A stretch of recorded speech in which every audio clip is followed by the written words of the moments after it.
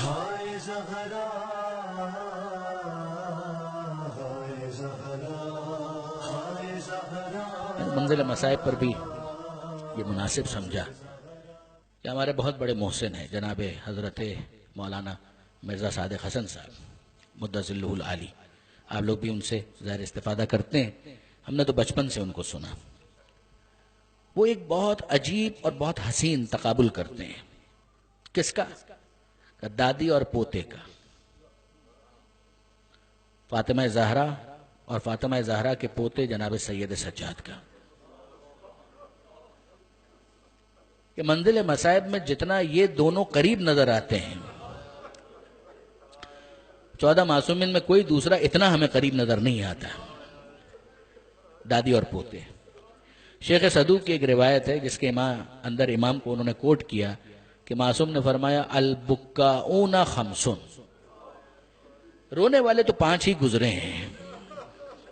یہ پہلی مماثلت ہے، پہلی مشابہت دادی اور پوتے، رونے والے تو 5 ہی گزرے ہیں۔ آدم جنت کے فراق میں گریا کرتے تھے، یعقوب یوسف کی جدائی میں گریا کرتے تھے، یوسف یعقوب کو یاد کر کے گریا کیا کرتے تھے، یہ 3 ہو گئے، اور پھر چوتھے اور 5ویں دادی اور پوتا، فاطمہ زہرا اور سید سجاد۔ آپ جانتے ہیں کہ جناب سیدہ نے اتنا گریا کیا کہ اہل مدینہ نے امیر المومنین سے یہ کہا تھا کہ ابو الحسن فاطمہ زہرا سے کہیے یا دن میں گریا کریں یا رات میں گریا کریں، ان کے گریے سے ہماری نیند خراب ہوتی ہے۔ کیا احسان فراموشی ہے کہ نبی کی بیٹی اپنے بابا کو یاد کر کے آنسو بہا رہی ہے، اور یہ سننے کو مل رہا ہے۔ علی کے پاس امانت تھی یہ پیغام، وہ آئے جناب سیدہ کے پاس اور کہا بی بی اہل مدینہ نے یہ بات کہی ہے۔ جناب سیدہ کہتی ہیں ابو الحسن ان سے کہہ دو کہ اب نبی کی بیٹی زیادہ دنوں کی مہمان نہیں ہے، چند دنوں کی بات ہے۔ مگر پھر جناب سیدہ نے ایک طریقہ کار بنا لیا کہ رات میں اپنے گھر میں گریا کیا کرتی تھی اور دن میں نکل جاتی تھی اپنے گھر سے۔ حسن اور حسین ساتھ ہوتے تھے۔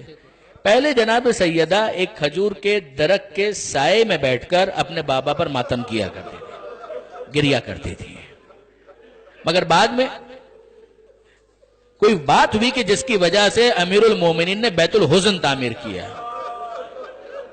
دیکھیے عزیزان، معاملہ صرف اتنا تھا، جناب سیدہ کھجور کے درخت کے سائے میں بیٹھ کر گریا کرتی تھی، شام کو آ جاتی تھی۔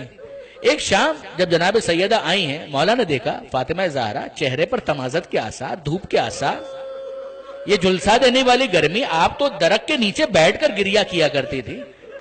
جناب سیدہ کہتی ہیں ابو الحسن میں کیا بتاؤں، امت کو یہ بھی گوارا نہ ہوا کہ جس درخت کے سائے میں بیٹھ کر میں اپنے بابا کا ماتم کرتی تھی، وہ درخت اپنی جگہ پر باقی رہنے دیا ہوتا۔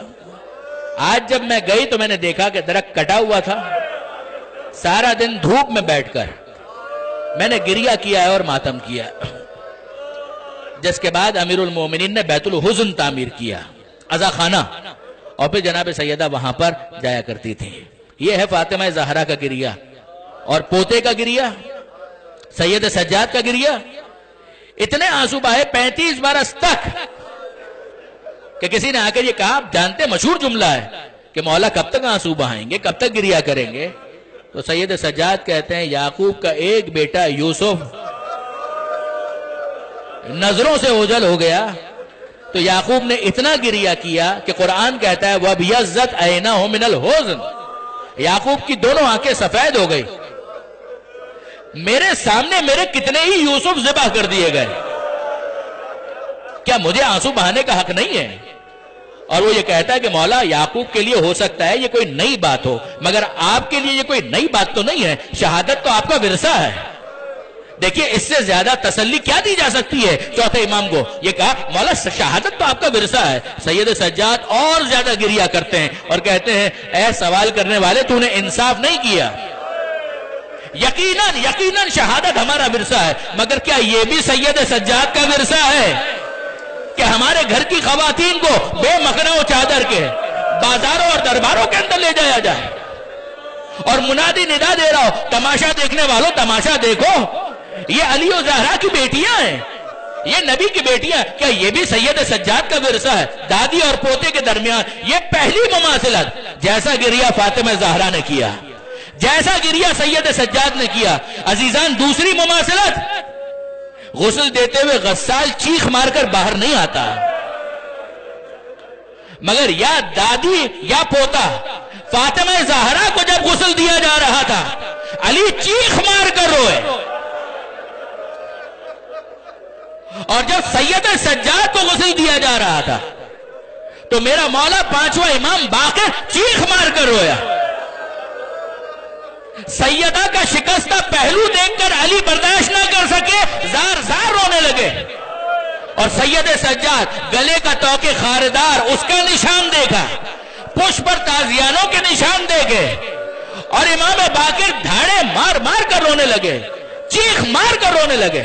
یہ دوسری مماثلت دادی اور پوتے کے اندر۔ اور تیسری مماثلت، جب کبھی مجلس عزا ہوتی ہے اور گریہ ویسا ہو کہ جیسا آپ کر رہے ہیں، مجلس کے اندر پوتا بھی آتا ہے اور دادی بھی آتی ہے، پوتا ممبر کے پاس بیٹھتا ہے اور دادی کہاں پر بیٹھتی ہے؟ مجھ میں ہمت نہیں ہے، سادات مجھے معاف کریں، مگر یہ ملتا ہے نا کہ جہاں پر عزاداروں نے نالین اتارے ہوتے ہیں جناب سیدہ وہاں پر آ جاتی ہے، اور مجلس کے اختتام پر ممبر کے پاس سید سجاد نظر نہیں آتے۔ میزبان پوچھتا ہے مولا آپ کہاں چلے گئے؟ اور سید سجاد کہتے ہیں ارے جب میں اپنی دادی زہرا کو دیکھ رہا ہوں کہ وہ وہاں پر ہے تو میں یہاں کیسے بیٹھ سکتا ہوں؟ آخری مماثلت دادی اور پوتے کے درمیان، جوانی میں بوڑھا ہوتے ہوئے یا فاطمہ زہرا کو دیکھا یا سید سجاد کو دیکھا۔ فاطمہ زہرا 18 برس کا سن ہے، ہاتھ میں عصا ہے، عصا بڑھاپے کی نشانی ہے۔ 18 برس کے سن میں یہ تو جوانی کا سن ہے، مگر سیدہ کے ہاتھ میں عصا بتا رہا ہے کہ زہرا جوانی میں بوڑھی ہو گئی۔ اور سید سجاد جب مدینہ پلٹ کر آئے ہیں، محمد حنفیہ اس لٹے ہوئے قافلے کو دیکھتے ہیں، اپنے بھتیجے کو تلاش کرتے ہیں، ارے یہ بیویاں تو نظر آ رہی ہیں مگر ان کے درمیان میرا جوان بھتیجا بھی تو ہوگا، وہ کہاں ہے؟ ڈھونڈتے ہیں، کوئی نظر نہیں آتا۔ ایک مرد بزرگ نظر آتا ہے، سر کے بال سفید، داڑھی کے بال سفید، چہرے پر جھریاں، کمر جھکی ہوئی، آگے بڑھ کر کہتے ہیں اے مرد بزرگ میرا جوان بھتیجا کہاں چلا گیا؟ سید سجاد کہتے ہیں اے چچا محمد حنفیہ، انا علی بن الحسین، میں ہی آپ کا جوان بھتیجا ہوں۔ محمد حنفیہ نے سینے سے لگا لیا۔ سید سجاد کے چچا آہستہ آہستہ، چچا آہستہ، سجاد بوڑھا ہو گیا، اور سجاد اس طرح سے گلے بھی نہیں مل سکتا۔ اگر کوئی جناب سیدہ سے پوچھے کہ شہزادی جوانی میں بڑھاپا کیسے آ گیا، جناب سیدہ کہیں گی اے سوال کرنے والے آگے آ کر دیکھ، میرے گھر کا جلا ہوا دروازہ دیکھ، میرے شکستہ پہلو کو تصور میں لے کر آ، ارے میری کمر پر کوڑے کے مظالم کو یاد کر، محسن کا شہید ہونا یاد کر، تجھے سمجھ میں آ جائے گا زہرا جوانی میں بڑھاپا کیسے آ گیا۔ مگر سیدہ اتنی تفصیل بیان کریں گی۔ اگر سجاد سے پوچھا جائے مولا آپ جوانی میں بوڑھے کیسے ہو گئے، سجاد صرف ایک لفظ کہیں گے، الشام الشام الشام۔ سجاد کو کربلا نے بوڑھا نہیں کیا، شام کے مزہ